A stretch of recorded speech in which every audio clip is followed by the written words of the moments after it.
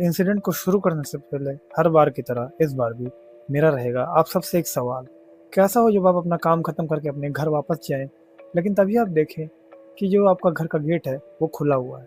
लेकिन जैसे ही आप गेट को खोलकर अंदर जाएं, तो आप पाते हैं कि अंदर से आपकी ही आवाज़ आपके बेडरूम से आ रही है। ऐसा होने के बाद आपको कैसा फील होगा? क्या आप अंदर चेक करेंगे कि अंदर कौन है, या फिर चुपचाप अपने घर से बाहर चले जाएंगे? बात है आज से कुछ महीने पहले की, जब राहुल एक काम से अपने फ्लैट से बाहर ही थे। पूरा दिन बाहर रहने के बाद शाम को जब राहुल अपने फ्लैट की तरफ आते हैं, मतलब अपने घर आते हैं, तब वो देखते हैं कि फ्लैट का जो दरवाज़ा है वो लॉक नहीं था, वो अनलॉक था। राहुल को लगा कि शायद वो लॉक करना भूल गए होंगे, तो उन्होंने गेट खोला और गेट खोलकर अंदर जाना ज़रूरी समझा। जैसे ही वो अंदर पहुंचे, उन्हें किसी की आवाज़ आई। पहले तो उन्हें लगा कि शायद कोई चोर अंदर घुस आया है फ्लैट खुला देखकर, लेकिन तभी उन्होंने गौर किया तो वो जो आवाज़ उन्हें सुनाई दे रही थी वो उनकी ही थी, जो कि उनके बेडरूम से आ रही थी।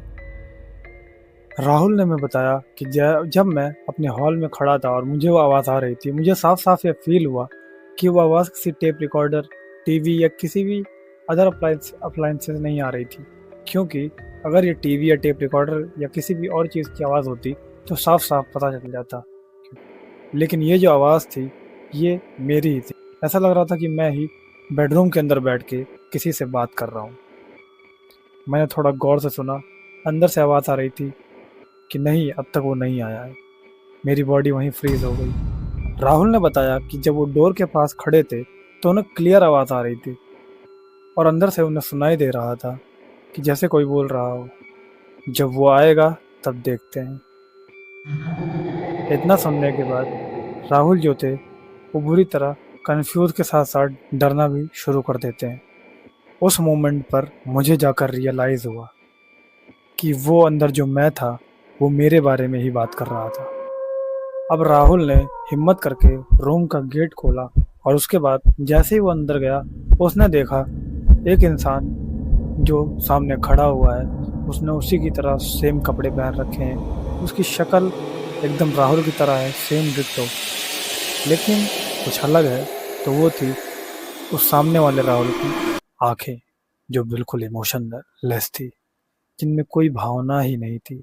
अब वो राहुल जो इस राहुल के सामने खड़ा था, उसने एक वो पीछे मुड़ना शुरू किया, और जैसे ही वो पीछे मुड़ा, पीछे मुड़कर उसने एक क्रीपी सी स्माइल दी और बोला, अब तो आराम कर, यहाँ से आगे मैं संभाल लूंगा। इतना बोलकर सामने वाला राहुल इस राहुल की तरफ बढ़ ही रहा था।